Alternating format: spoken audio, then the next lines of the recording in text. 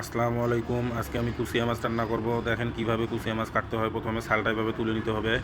নেওয়ার পর ওইটা কাঠি নেবেন।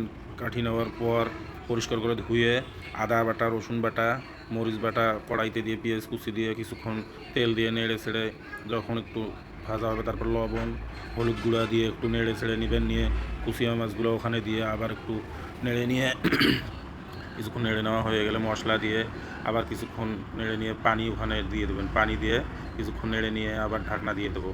কিছুক্ষণ জাল দেওয়ার পর ঢাকনাটা তুলে আবার একটু নেড়ে দেবো।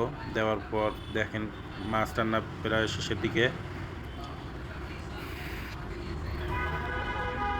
দেখেন কত সুন্দর কালার আসছে। এই কুচিয়া মাছ কে কে চেনেন অবশ্যই কমেন্ট করে জানাবেন। এখন আমার খাওয়ার বেলা, এখন ভাত খাবো। রান্নাটা কীরকম হয়েছে দেখতে অবশ্যই কমেন্ট করে জানাবেন। আসসালামু আলাইকুম।